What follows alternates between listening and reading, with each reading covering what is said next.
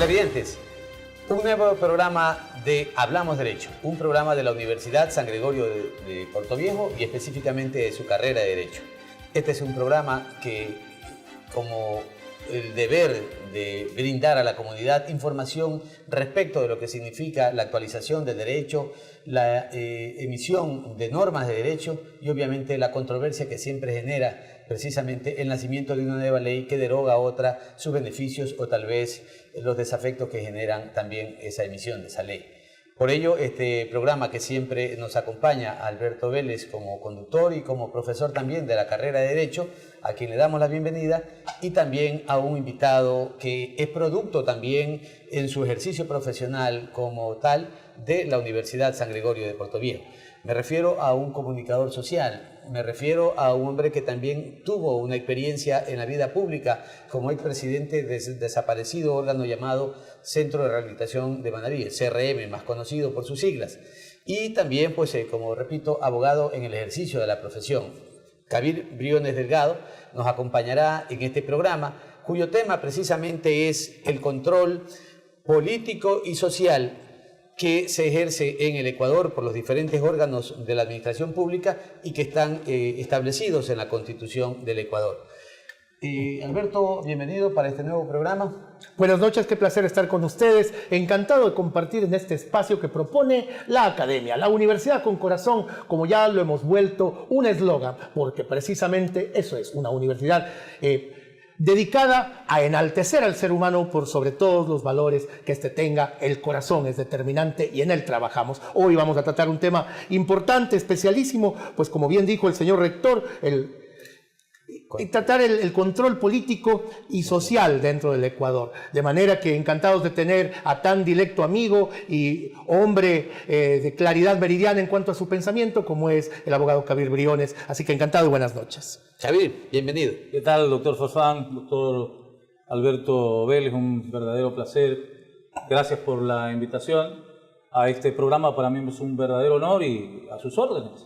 Bien, muchísimas gracias. Bien, el tema precisamente puede estar en auge. ¿Por qué? Porque ha existido a los 5 años un proceso político que ha concluido y posiblemente a los 10 años de haberse generado un cambio político en el Ecuador con una constitución luego del año 2008, pero que en definitiva lo que ha evidenciado en el país es la falta o la inexistencia de un control político a los funcionarios públicos, a los dignatarios, tal como lo señala la Constitución. Esa misma Constitución, doctor Kabir Briones, que señala también que existe un control social y un control también de los bienes y de los recursos públicos internos e internos de las instituciones, que la Constitución en los artículos 211 y 212 se lo señala o se los determina exclusivamente para la Contraloría. Dentro de esos 3 controles, comencemos por ese control político, que posiblemente, repito, está en boga por estos días, puesto que la conformación de la nueva Asamblea ha dado indicios de que existen y que se los desconocía prácticamente. Su criterio, ¿es una pantomima o es simple y llanamente la necesidad de la existencia frente al reclamo ciudadano de que debe existir control? Yo creo que debe existir control, ese control que durante 10 años no se vio en el territorio nacional. Se están dando pasos por los sectores de oposición creyendo que pueden alcanzar determinados objetivos políticos y por la gente del gobierno, identificada plenamente con el correísmo, para decirle al país: nosotros sí estamos cumpliendo nuestro rol, pero ese rol lo están cumpliendo a medias. Enjuician políticamente a Polit, pero dicen no procede el juicio político a el señor vicepresidente de la República. Es decir, enjuiciamos a quien nos conviene enjuiciar y protegemos con nuestros votos a quien nos conviene proteger. ¿Cuál habría sido la razón para que en el periodo pasado de la Asamblea Nacional no haya existido ningún tipo de juicio político o control político? El Ecuador, a partir de la Constitución del 2008, vive un Estado presidencialista. Un solo poder o función del Estado sobre las otras funciones del Estado y la autoprotección. Decía Simón Bolívar que cuando usted se eterniza en el poder, la corrupción va a cambiar. Y vemos que terminó siendo una verdad aquel pensamiento de Bolívar dado hace muchísimos años atrás. Es decir, se dan los actos de investigación que no nacen al interior, sino fuera del territorio nacional, y nos damos cuenta que lo que buscaban los del gobierno de la década perdida eran protegerse a sí mismos, ¿no? Entonces no podían fiscalizarse ni auditarse ellos mismos porque sabían que había pus. Posiblemente la correlación de fuerzas. Hoy no existe una aplanadora como se conoció tal vez en las asambleas o en los congresos anteriores. Hoy, si bien existe una mayoría, tal vez no es abrumadora. Posiblemente esto hace de que en realidad se comience a efectivizar la Constitución en el tema del control político, o es que precisamente el cambio de actitud del presidente de la República en esa búsqueda de diálogos y consensos nacionales está generando que se produzcan este tipo de juicios.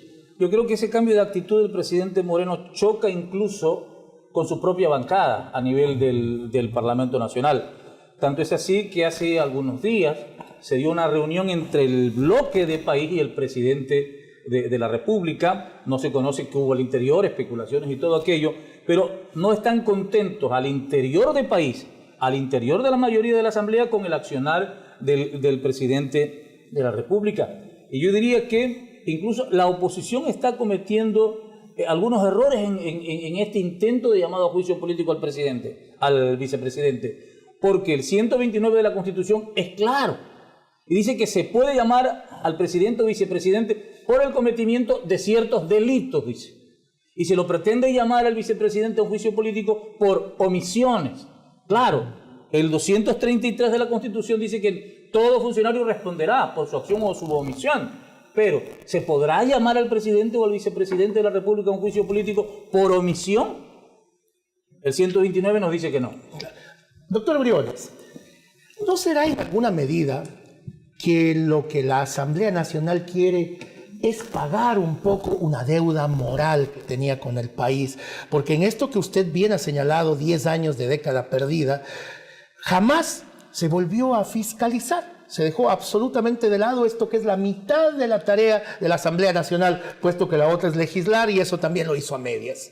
Entonces, este momento se tenía de alguna forma para satisfacer esa demanda cada vez más fuerte de la ciudadanía, empujando y pidiendo casi que a gritos que la Asamblea hiciese algo en este campo, y solamente está pagando como esta deuda, pero esto es para mostrarle una cabeza, para sacar yo no sé, un trofeo en alguna medida con el tema del Contralor, pero que esto no tiene realmente un sentido de fondo, porque no va a cambiar en sí la estructura de trabajo de la Asamblea y su fidelidad al correato que felizmente ha terminado. Este juicio político se da no por la convicción Así es. del gobierno o de la bancada de gobierno de que debe de hacerse. Se dan presionados por las circunstancias. Es decir, son las circunstancias la que hace que el bloque de país tome esta iniciativa, claro, que fue apoyada por la oposición. Son las circunstancias políticas del momento. Se dan cuenta de repente que de informaciones que vienen del extranjero, se dice en Ecuador hay pus, o Odebrecht corrompió a todo mundo. En la última década se repartieron más de 30 millones de dólares.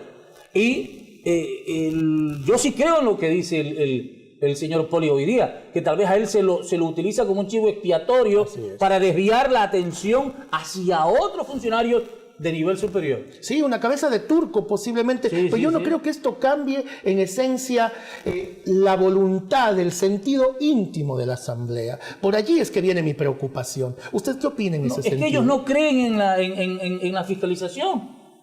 Ellos no son creyentes en esto porque no lo han practicado. Entonces, ellos saben que entre más fiscalicen, mayor pus va a aparecer. Y tendrán que ser responsables, unos políticamente, por esa putrefacción que pueda aparecer. Entonces, ellos no creen en esto. Estamos hablando un poco del control político. Miremos otra arista. Veamos el tema del control social que la Constitución del 2008 le dio o le otorgó al Consejo de Participación Ciudadana y Control Social. Este organismo que bajo la perspectiva de la oposición, debería desaparecer luego de una consulta popular que reforme la Constitución, porque este organismo se ha dedicado exclusivamente solo para hacer concursos y designar a los funcionarios que inclusive casi por su totalidad son gente que representa al propio gobierno. Ese control social, es decir, el que tiene que indagar también las denuncias de los ciudadanos, que no necesariamente tenemos que estar hablando de la Asamblea, porque ahí el control político, las denuncias ciudadanas sobre los actos de corrupción. ¿Qué ha pasado durante esta década? No ha pasado nada. Y eso es lo más triste. Mire, entre las funciones del Consejo de Participación Ciudadana y Control Social estaban las de investigar denuncias sobre actos u omisiones que afecten a la participación ciudadana o generen corrupción. ¿Qué ocurre? Regresamos a Paul. Paul está acusado de delitos el día de hoy y hace pocos días recién se lo reeligen sus funciones por este organismo. Entonces, ¿qué dijo la presidenta de este organismo? Que ellos no sabían que Paul podía estar involucrado en actos de corrupción, pero una de las funciones de ellos es investigar. Claro. Es investigar. Y durante los procesos precisamente existieron denuncias sobre la candidatura de él respecto de esa participación para ser nuevamente elegido o designado. Claro, entonces no han cumplido con su rol que es incentivar la participación ciudadana. Ellos creen que ellos son la ciudadanía y resuelven entre ellos, deliberan entre ellos y deciden entre ellos. No han cumplido con su rol de investigar, por lo menos a los funcionarios que les toca elegir a ellos. Entonces, yo me sumo a esas voces que creen que es conveniente para el país que desaparezca este Consejo de Participación Ciudadana y Control Social, por una simple razón.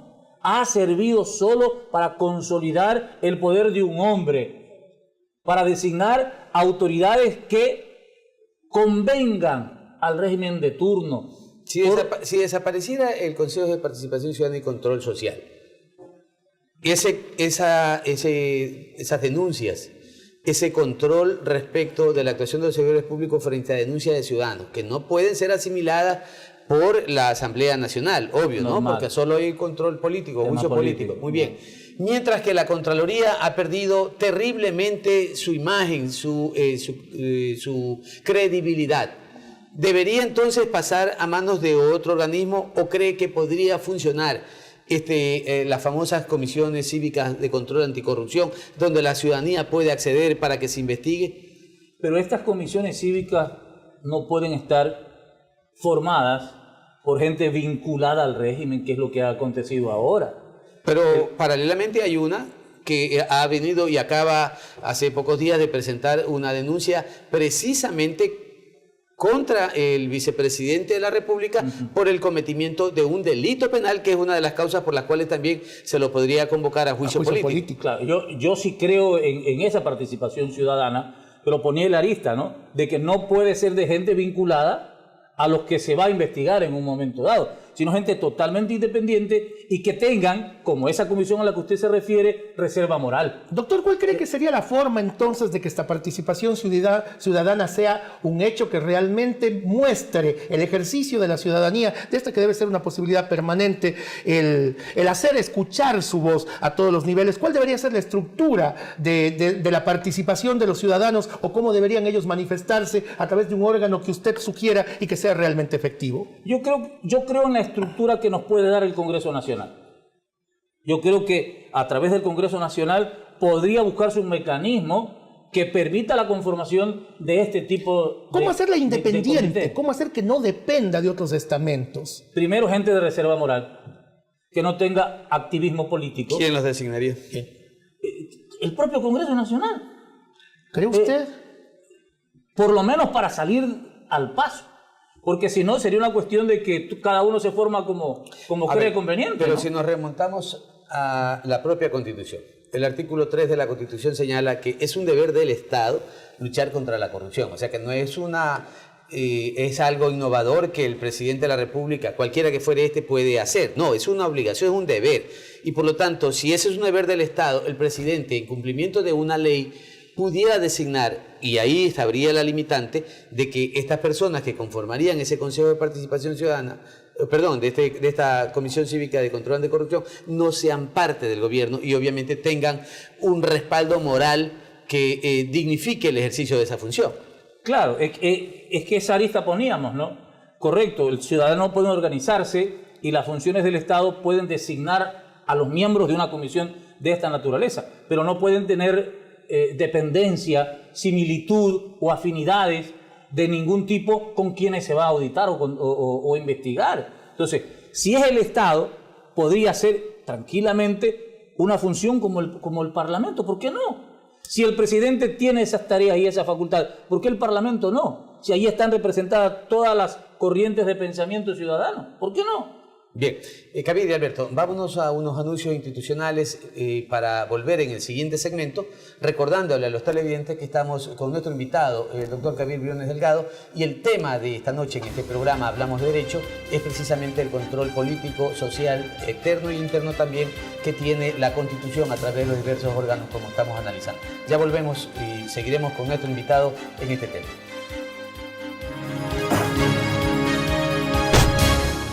El Departamento de Bienestar Universitario de la Universidad San Gregorio de Puerto Viejo te ofrece los servicios de orientación y acompañamiento, trabajo social, secretaría, servicio médico, odontológico, psicológico y de enfermería. Departamento de Bienestar Universitario, Universidad San Gregorio de Puerto Viejo.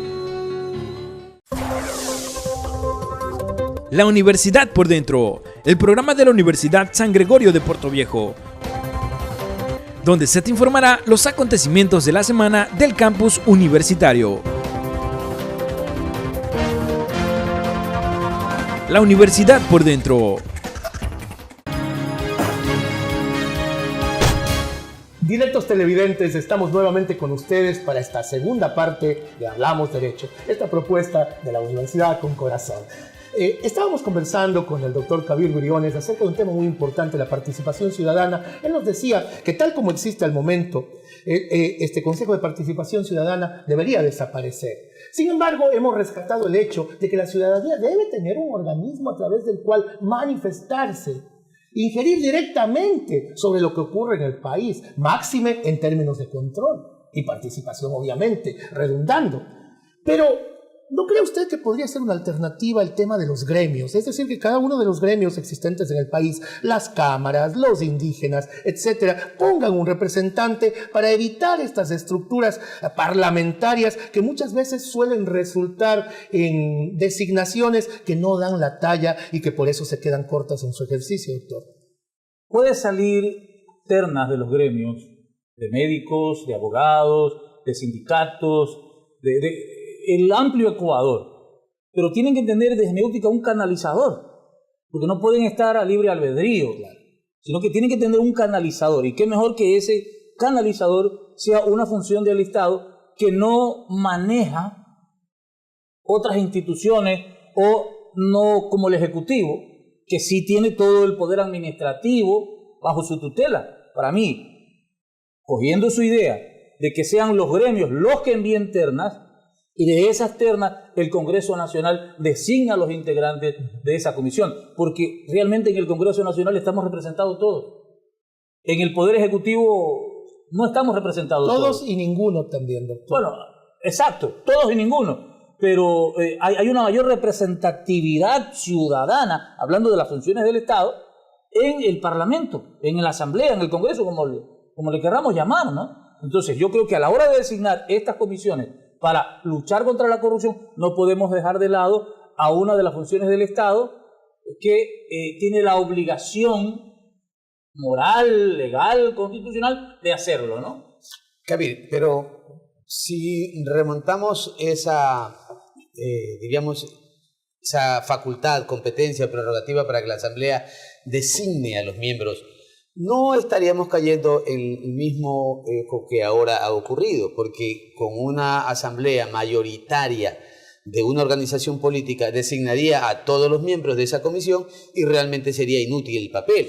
De hecho, vimos en la práctica que la Constitución fue prácticamente adecuada y el Consejo de Participación Ciudadana y Control Social, que tiene ahora, constitucionalmente hablando, esa competencia de hacer concursos llamados entre de méritos y oposición para designar a los altos funcionarios, fueron designados todos de la misma organización política.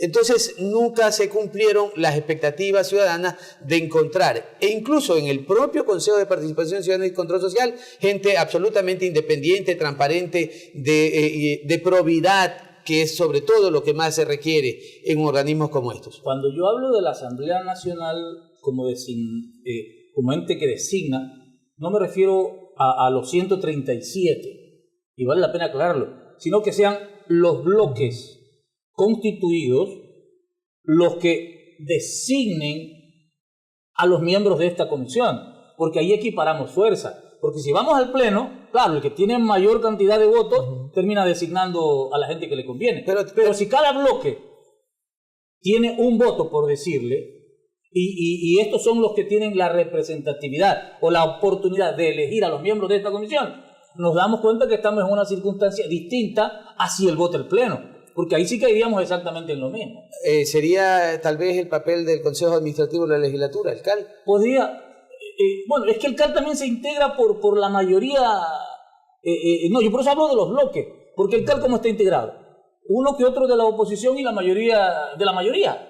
Entonces, sería también tramposo aquello. No, que cada bloque parlamentario tenga un voto en esta designación a la hora de elegir a los miembros de esta comisión. Se me ocurre aquello. No sé si sea lo correcto o no, pero es una idea, porque no podemos seguir como estamos. Mire, una de las funciones que tiene este bendito Consejo de Participación Ciudadana es coadyuvar a la protección de las personas que denuncian actos de corrupción.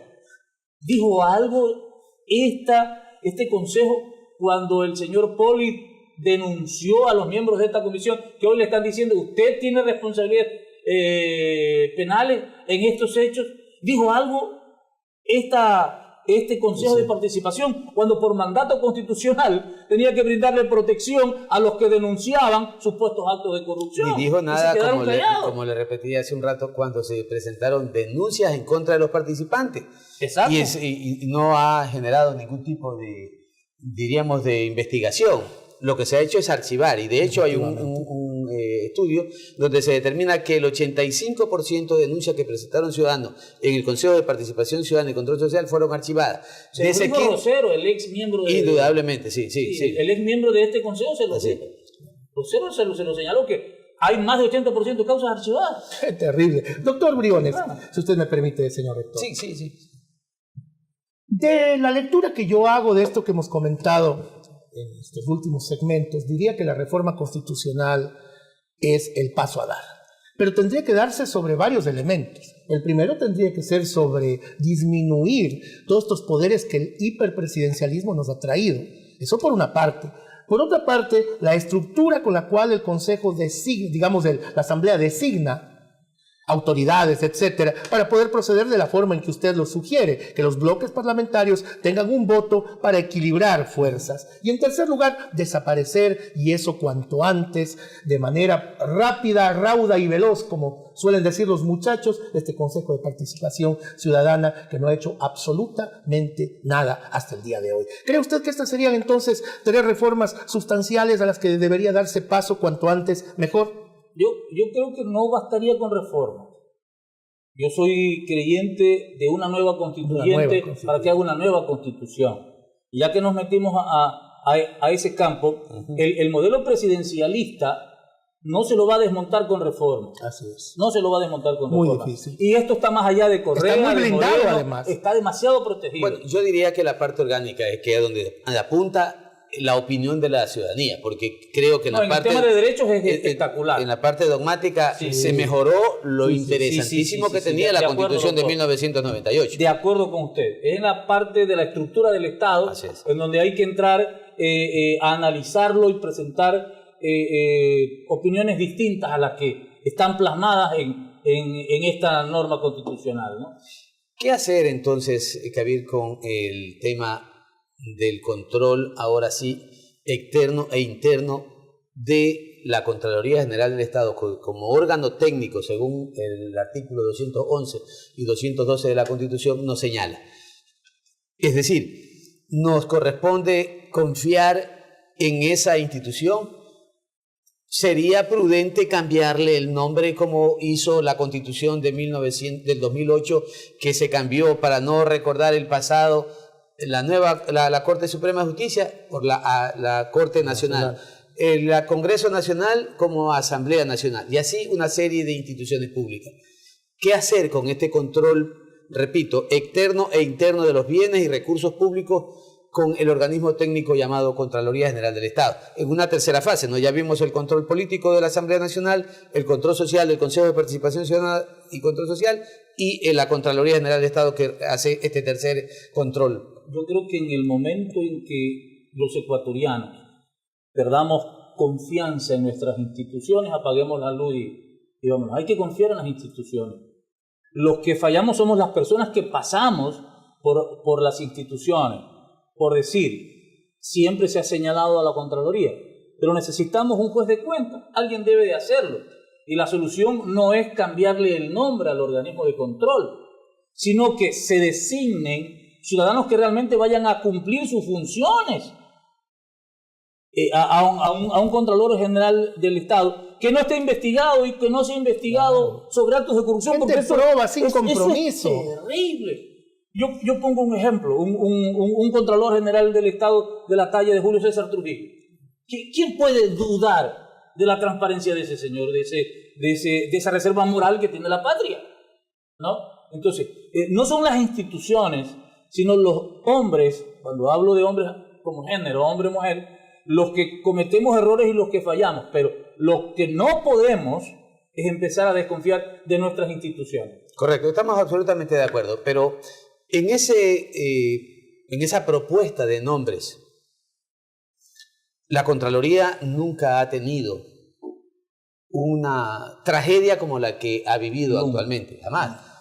De hecho, pues es muy fácil revisar la historia de quienes han estado dirigiendo este organismo y nos encontramos como Solón Espinosa, como Alfredo Corral, como Osvaldo Molestina, pues bien, hay Juan Carlos Faiduti, bien, es decir, hombres realmente que, si bien es cierto, han tenido algún antecedente de actividad política, eso no les quita la capacidad y la probidad. Julio César Trujillo fue un hombre de la democracia popular, Faiduti un hombre de social cristiano, claro. Molestina de la izquierda democrática, Santos Alvite también, hombre sí, es decir, eso no le quita realmente el mérito a hacerlo. Entonces tenemos que ir viendo la probidad moral, que es precisamente el fundamento más grande que pueda tener un elemento para ser designado. Por eso yo hablo de reserva moral, que en el Ecuador sí hay.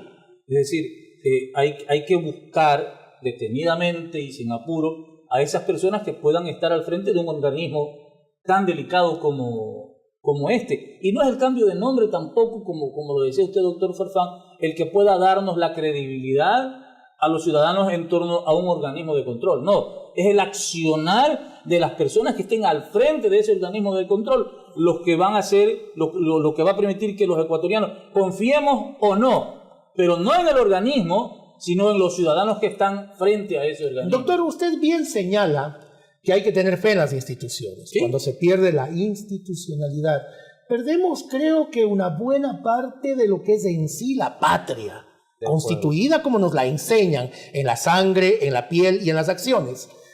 Pero una Contraloría que carece de independencia, principalmente económica, como lo hemos conversado con usted, señor rector, ¿cree usted que puede cumplir el rol que le es asignado? ¿Cree usted que puede tener precisamente esa estructura moral sólida, que puede actuar sin presiones, que puede actuar sin tener que seguir órdenes de nadie? ¿No le parece que primero deberíamos cambiar por allí esta situación y darle esa independencia que pasa por lo económico, para que ahí sí la Contraloría pueda ser esa institución que nos represente dignamente en el sentido de tener el juez de cuentas adecuado? Antes que por lo económico, yo diría que pasa por la independencia política. Así es, también. Para mí, inicialmente debe de nombrarse a un contralor con independencia política y luego darle al organismo independencia económica, porque solo así podrás actuar realmente de una manera libre. Porque, por eso yo les decía al inicio que con reformas no alcanza.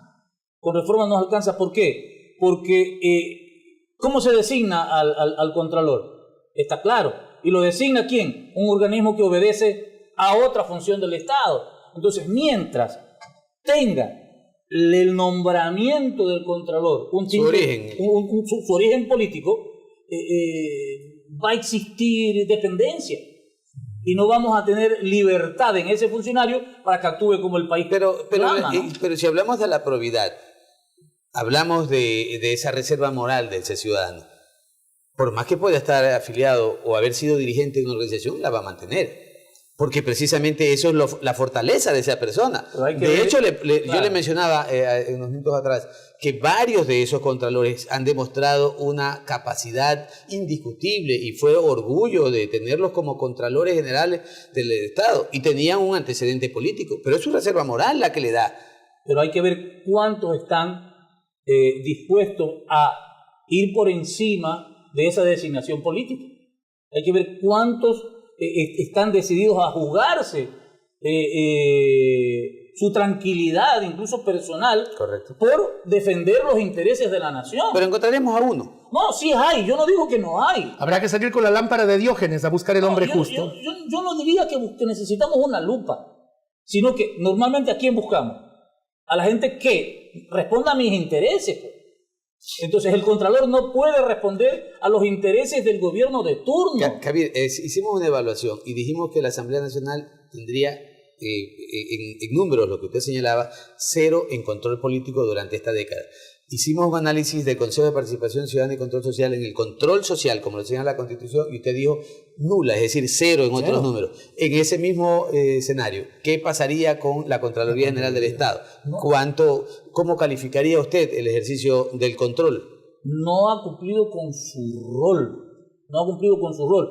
¿Pero por qué? Por su origen político. Porque está destinado a ser contralor, alguien que vaya a proteger los intereses del gobierno de turno. Y eso no puede continuar. ¿Cómo es posible que en medio de tantos dedos que apuntan a un solo objetivo, Contraloría no pueda decir esta boca es mía? Todo el mundo dice, allá está el objetivo, allá está el que es el papá y la mamá de la corrupción y el padrastro de la corrupción. Y Contraloría no nos ha dicho absolutamente nada frente a esos ciudadanos. Entonces, ¿por qué no lo hace? Por su origen político. Hay que quitarle a la designación del Contralor origen político, por lo menos político que nazca del Ejecutivo. Correcto, muy bien. Son las opiniones de Kabir Briones Delgado, quien es el entrevistado de hoy de nuestro programa Hablamos Derecho, de la carrera de Derecho de nuestra Universidad de San Gregorio. Nos vamos a unos anuncios institucionales y regresamos para seguir conversando sobre lo que significa el control político, social, externo e interno también de los bienes y recursos del Estado, conforme señala la Constitución. Ya volvemos. El Departamento de Bienestar Universitario de la Universidad San Gregorio de Puerto Viejo te ofrece los servicios de orientación y acompañamiento, trabajo social, secretaría, servicio médico, odontológico, psicológico y de enfermería. Departamento de Bienestar Universitario, Universidad San Gregorio de Puerto Viejo. ¿Sabía usted que el cáncer de boca es tan agresivo como cualquier otro, pero que puede ser detectado y tratado con un chequeo a tiempo? El Centro de Investigación de Patología Bucal de la Universidad San Gregorio brinda este servicio a la comunidad, con equipos de última tecnología, y procesa las muestras de tejidos cuando el caso lo exige. Desde 2013 han sido detectados una decena de casos de cáncer y muchos otros han sido tratados con buenos resultados. Tómese un tiempo y acérquese de lunes a viernes al Centro de Investigación de Patología Bucal. Un chequeo temprano puede hacer la diferencia. Universidad San Gregorio. Experiencia, confianza y calidad académica.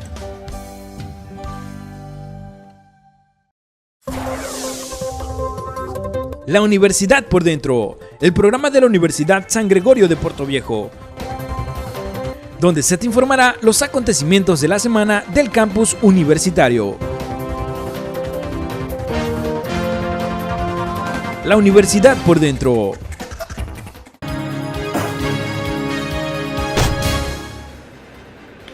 Estimados amigos de Hablamos Derecho, estamos ya con la tercera parte de nuestro programa, conversando con el doctor Kabir Briones. Y en la parte anterior nos habíamos quedado allí en una discusión que me parece muy importante. Es aquella que tiene que ver con la elección del Contralor de la Nación. decíamos que tiene que elegirse a un hombre de talla enorme, tiene que ser un conspicuo representante de la decencia, un hombre de acicalados, de profundos valores morales, intransigible cuando se trate de corrupción. Pero ¿cómo encontrar ese hombre? Y yo decía, tomando como referencia aquel célebre filósofo de la antigüedad griega, que debía salirse con una lámpara, cual hacía Diógenes, a encontrar a ese hombre. Y jugábamos con estas posibilidades. ¿Cómo escogerlo? ¿Dónde encontrarlo? ¿Qué hacer para que no esté viciado políticamente? ¿Cuál sería entonces el camino una vez que hemos visto que si la Asamblea lo elige, siempre va a haber el tinte político? ¿Qué otro mecanismo cree usted? Incluso que la elección directa podría ser quizá una forma de hacerlo, quitándole estos ropajes políticos de la elección del Contralor. Hay un contrasentido en la actualidad. El Contralor responde políticamente a un ente que no lo nomina. Entonces, ¿cómo usted puede responderle políticamente a un ente que no lo nombró? Entonces, si el Congreso, el Parlamento, la Asamblea es quien controla políticamente el accionar del Contralor, es lógico que su designación nazca de ese organismo a quien tiene que rendirles cuenta. Entonces, la designación del Contralor, desde mi óptica, habrá gente que no esté de acuerdo, tiene que volver al Congreso Nacional. Es que nos guste o no nos guste, todas las corrientes, todos los pensamientos, la mayoría de las doctrinas están representadas allá. Entonces, particularmente sostengo aquello. Hay designaciones de entes como la Contraloría, cuyo nombramiento tiene que volver al Parlamento Nacional. Sí, doctor, pero hay algo.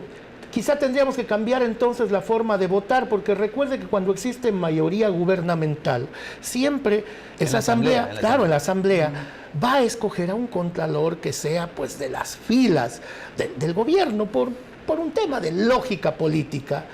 Sería entonces que habría que hacer lo que usted ya bien propuso, cambiar la forma de votar de la Asamblea y que se vote por bloques para que haya homogeneidad de criterios, para que se pueda sin sesgos elegir a ese contralor. En determinadas designaciones yo creo que debe de haber una reforma en ese sentido a la propia ley orgánica de la función legislativa. De la función legislativa, para que en determinadas votaciones el Pleno no sea el que designe, claro, sino una... pero eso tiene que estar en la Constitución, más allá, claro, no necesariamente en la ley orgánica de la función legislativa, bueno, porque tiene que decirse cómo se elige ese representante. De acuerdo, entonces habría que ir a un tema constitucional al interior del Parlamento Nacional, para que de forma igualitaria y no una mayoría aplastante elija a un hombre de confianza del Ejecutivo.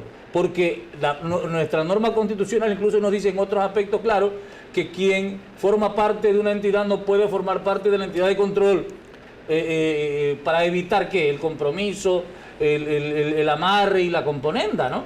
Claro. Entonces, en ese sentido, se debería ir a una reforma constitucional, como lo dice el doctor Farfán, para que en ciertas designaciones quien designe no sea el Pleno, sino a lo mejor cuestión de bloques, como se lo ha mencionado acá, ¿no? Bien, yo comparto con usted el criterio de que el Contralor sea designado por la Asamblea Nacional, que de paso ojalá si se reforma la Constitución volver nuevamente a que retome su nombre original como en todos los congresos del mundo. Así es, el Congreso Nacional, aquel órgano que fiscaliza y que legisla.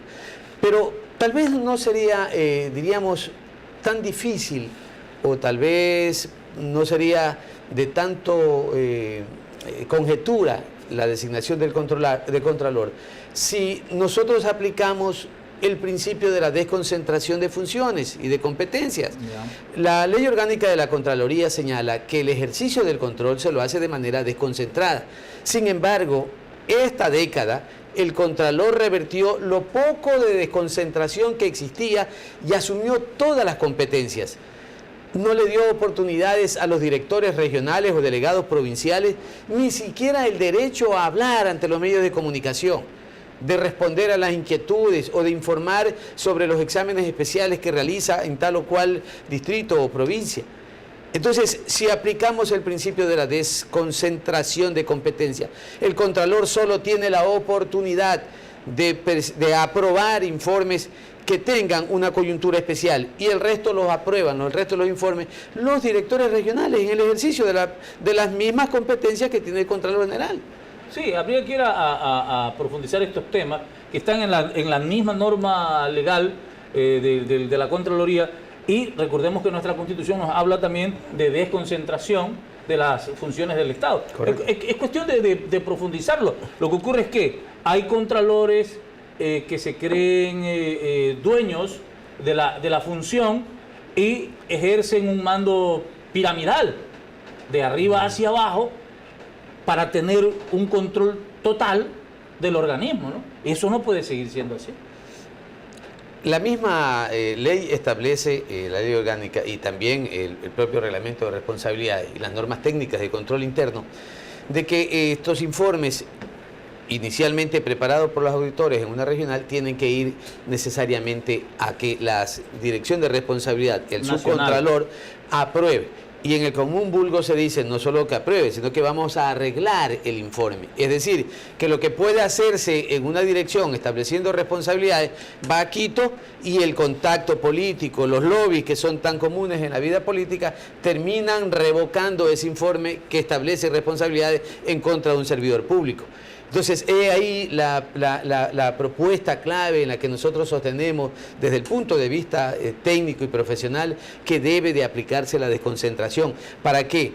Dando la oportunidad precisamente del derecho a la doble instancia, sea la delegación provincial que apruebe y la dirección regional conozca en ese sentido de la apelación, pero quede dentro de la misma circunscripción territorial el establecimiento de responsabilidades o el desvanecimiento de esas responsabilidades. ¿Por qué necesariamente tiene que ser la capital o Quito para que sea el órgano al final donde se arregle o donde se aprueben los informes? Por un hecho básico, porque en el rato en que la aprobación de informes sea a nivel de las regionales, la Contraloría Nacional pierde el control. Pero ¿y dónde está el sentido de manejo? ¿Dónde está el sentido de la desconcentración? Por eso, tienen que llegar gente que conozca y entienda el significado de desconcentración, porque se está mirando el control, los favores, qué beneficios, y eso no puede seguir siendo así. Entonces, en el rato que se dé lo que usted está manifestando, simple y sencillamente en Quito pierden el control del organismo de control. Y entonces aquí es la pregunta, Alberto. ¿Qué aporte da la academia para que busquemos o logremos encontrar una solución precisamente a esta serie de especulaciones que uno hace para encontrar un origen puro, sano, de un Contralor General del Estado? Efectivamente, este programa es una de las acciones que la academia propone, porque el debate es el que hace que surjan las ideas, pero deberíamos buscar un mecanismo para que estas ideas sean asentadas y podamos llevarlas de manera física, hacer un compendio de todo lo que se genera en este programa con las mentes brillantes que hemos tenido la oportunidad de tener aquí en el set, y creo que la academia cumple ese rol a partir precisamente de propuestas como estas. Hay otro hecho puntual. Existe un código de ética. Hemos visto un juicio político al Contralor. Se lo censuró. No tuvo ningún resultado de esa censura porque él ya con antelación había renunciado a sus funciones. Pero durante toda el juicio político, que fue tan breve, en poquísimas horas, jamás se habló del código de ética. Existe un código de ética dictado por el propio Contralor General, ya renunciado, ya no en funciones, que jamás fue mencionado. Pero sin embargo, ese código de ética fue propuesto por el Contralor y fue aprobado por el Contralor General del Estado, persona que incurrió en la violación de las propias normas de éticas. ¿Qué hacer, Kabir, para que la Contraloría mantenga esa autenticidad de la aplicación de las normas para el ejercicio del control externo e interno de los servidores públicos en todas las instituciones del Estado? Va a incidir de una manera gravitante quién sea el Contralor, con qué objetivos vaya, si va realmente a ser un soldado de la nación, si va realmente a defender los intereses de la nación, o está para cumplir un rol político. Va a ser determinante lo que piense la persona que ocupe este cargo, ¿a qué he venido? ¿A quién le voy a servir? ¿A quién me designa? ¿Al que está tras ese poder que me designa? ¿A mis intereses o a la nación? Y soy el fiel reflejo de la autoridad superior. Puede ser, claro, termina siendo así. Efectivamente. Sí. Doctor Briones, el quehacer deontológico es determinante cuando hablamos de una institución como la Contraloría. Pero quiero ver la otra parte, cuando la Contraloría es aquella que debería ser el tapón para evitar la corrupción, o por lo menos juzgarla y encontrar a los culpables, y no permitir que ellos sigan en ese ejercicio nefasto. Pero ¿qué pasa en cambio con la denuncia ciudadana, que debería ser uno de los caminos para poder encontrar esos focos de corrupción? ¿Qué tipo de protección deberíamos instrumentar para que el ciudadano común pierda algo que es terrible en nuestro medio? El temor. Aquí temen los jueces. Por eso muchas veces dictan sentencias contrarias a derecho, inclusive para favorecer a un segmento determinado. Pero también teme la ciudadanía, que no se atreve a veces a hacer la denuncia a un funcionario público porque sabe que no tiene la protección suficiente. ¿Cómo generar, ya que hemos visto que este Consejo de Participación Ciudadana, que tiene ese rol constitucionalmente hablando, no lo ejercita? ¿Qué deberíamos hacer dentro de estas reformas que usted propone, y a lo mejor la constituyente a la que usted convoca, y ojalá pudiera darse para poder hacer estas precisiones que son tan necesarias para cuidar a la ciudadanía y que ésta tenga la capacidad de denunciar, y que este sea un elemento vital para el control anticorrupción? ¿Qué ocurre en el Ecuador de hoy? Que el ciudadano, el comité que investiga, encuentra focos de corrupción, los denuncia, pero resulta que ese foco de corrupción está patrocinado por el poder. Y quien es denunciado es un hombre de mucho poder. Entonces, ya lo vivimos hace poco. ¿Sí? El ciudadano llano denuncia actos de corrupción, pero el poder persigue a ese ciudadano llano que denunció esos actos de corrupción, sin que ese Estado proteja a ese ciudadano que está diciendo: hey, Estado, aquí hay pus. Entonces, inicialmente no sé si una de las salidas sea la reserva de la denuncia.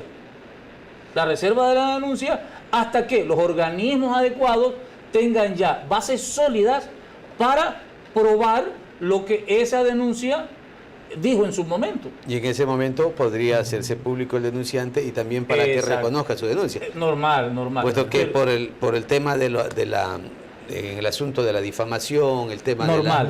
Entonces, se requiere obviamente que alguien responda. Que alguien responda. Es decir, pero si el miembro de la comisión convoca una rueda de prensa y dice: en esta institución hemos encontrado esta incorrección, esta irregularidad, se han perdido tantos millones por actos de corrupción, lo hace público. Y de allí va a el organismo de control, entienda usted, fiscalía, al organismo de control correspondiente. Y resulta que ya hay un pronunciamiento público. Y si el organismo de control dice: no hay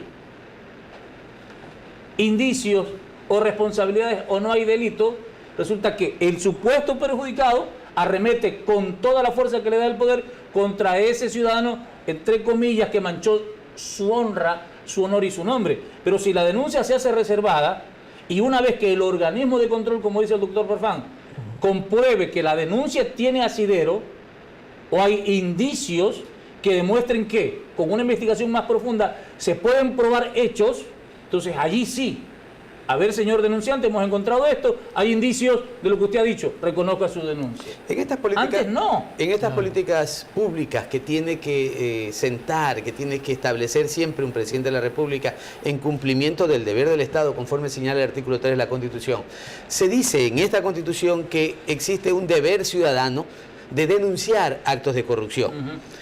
Entonces, ¿qué política debería hacer el gobierno para garantizar que el ciudadano pueda denunciar y también, como señala Alberto, no no se sienta con temor, con miedo o con precisamente la represalia por efecto de presentar una denuncia contra un acto o un hecho de corrupción hecho por los actuales o por los anteriores? O los que vengan. Así es. Bueno, eso es una... Los que vengan, porque ya no, un supuesto, ¿no? Es un supuesto que aún no realizado. Exacto. Lo que yo digo es decir, mantener la reserva de la denuncia. Mantener la reserva de la denuncia, porque estás denunciando al poder. porque la comisión no va a investigar a sectores privados en un momento dado, ni va a investigar el robo a una farmacia. Claro. Va a investigar al poder. El poder. Va a investigar al poder. Y lo ideal sería que ese Estado te proteja. Que las normas del Estado permitan que tú desarrolles tu actividad diaria sin retaliaciones de ningún tipo, que es lo primero que hace el poder. Es emprender en retaliaciones en contra de quien supuestamente lo ha calumniado. Yo no veo otra por el momento que no sea la reserva de la denuncia al organismo correspondiente, ¿no? Muy bien, gracias Javier. Nos vamos a anuncios institucionales para regresar en el último segmento en este tema que la carrera de Derecho, a través de su programa Hablamos Derecho, está planteando, que se llama precisamente el control político, el control social y el control también de los bienes y recursos del Estado a través de la Contraloría General del Estado. Ya volvemos. El Departamento de Bienestar Universitario de la Universidad San Gregorio de Puerto Viejo te ofrece los servicios de orientación y acompañamiento, trabajo social, secretaría, servicio médico, odontológico, psicológico y de enfermería. Departamento de Bienestar Universitario, Universidad San Gregorio de Puerto Viejo. La Universidad por Dentro, el programa de la Universidad San Gregorio de Puerto Viejo, donde se te informará los acontecimientos de la semana del campus universitario. La Universidad por Dentro.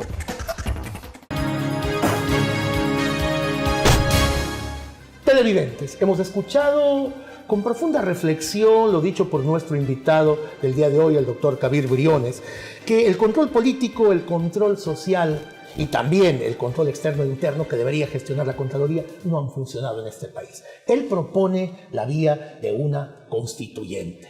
Cierto es que hay cisma, doctor, pero por otra parte, ¿cree usted que Lenín Moreno tenga la valentía, la determinación, el cuajo, el temple, la capacidad de llamar a una constituyente, habida cuenta que el hijo predilecto del Correato fue la Constitución del 2008? Yo creo que las circunstancias políticas van a hacer que Lenín Moreno tome ese camino. ¿Por qué? Las autoridades de este país designadas por el Consejo de Participación Ciudadana simplemente responden a un expresidente con el que él está poniendo distancia. Entonces, la necesidad lo va a obligar, creo yo, al señor Moreno a convocar a una constituyente. Y en ese mismo camino requerimos nosotros para un juicio político al vicepresidente de la República un dictamen favorable de la Corte Constitucional. Esa Corte Constitucional, que en el Ecuador entero se la conoce prácticamente, que ha sido una constitución afín al gobierno, porque ha sido designado precisamente también por el Consejo de Participación Ciudadana y Control Social, que es afín al gobierno. ¿Cree que en realidad tendría también su origen que ser distinto, que nazca también de la Asamblea Nacional o mediante procesos tal como se lo han venido designando ahora? Yo dije hace poco que la designación de determinados, de los miembros de determinadas instituciones o funciones, tienen que nacer del Congreso Nacional. Yo sigo insistiendo en aquello. Si bien es cierto, la actual Corte Constitucional responde a los intereses de la década perdida, hay que buscar una designación que haga que tengan de una u otra manera alguna independencia en el análisis jurídico constitucional. Básicamente, ¿qué es lo que no han tenido? Han respondido exclusivamente a los intereses del gobierno de turno, ¿no? Alberto, y si en realidad no hay esa fortaleza, esa decisión del presidente de la República de convocar a una asamblea constituyente, ¿podría ser el pueblo el que supla esa decisión y comience a gestionar en las calles este pedido? Por supuesto que sí. Creo que es responsabilidad de cada uno de ustedes accionar de manera fuerte y determinada para que estos procesos que son históricos y que son necesarios se cumplan. Kabir, ¿usted cree también que puede ser un gran aliciente para el presidente el de recibir el respaldo para que exista esta convocatoria a una asamblea constituyente? Un político sin respaldo simplemente está de más en la arena política. Así es. Entonces, sobre todo el presidente de la República. Pero yo veo mucho más complicado por las trabas que pone la propia Constitución a que esa iniciativa nazca de la ciudadanía. También tiene que nacer de quien tiene la facultad política y constitucional de hacerlo, ¿no?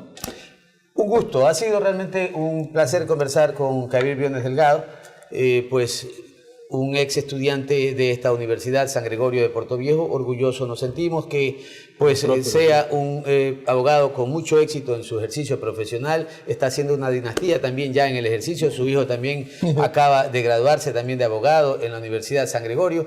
Y pues nosotros como autoridades nos sentimos contentos y felices de que sean exitosos en su vida profesional. Este tema, el control social, el control político y el control externo e interno de los bienes y recursos del Estado ha sido el tema que ha tratado este programa Hablamos Derecho. Y como conclusión, indudablemente, hemos obtenido precisamente que hay una necesidad de ir a una asamblea constituyente para que se extinga en la parte organizacional, en la parte orgánica, este Consejo de Participación Ciudadana y Control Social que no ha funcionado, que la Asamblea Nacional retome nuevamente sus facultades de designación de las autoridades de control como una especie de contrapoder que pueda dar precisamente una mayor autonomía en el ejercicio de las funciones de control a las personas o a los funcionarios públicos que gobiernan. Y también precisamente desde la parte de los derechos humanos, Kabir mencionaba la posibilidad de que para que se cumpla con este derecho de los ciudadanos o deber de denunciar los actos de corrupción, exista una protección a los denunciantes hasta que se pueda realmente consolidar, que esas denuncias permitan demostrar que haya indicios de responsabilidad contra los denunciantes. Ha sido muy interesante. Gracias, Kabir, por su presencia. Gracias, Alberto. Y pues realmente nos veremos la próxima semana en este programa Hablamos Derecho. Y gracias también a los televidentes por habernos observado. Hasta siempre.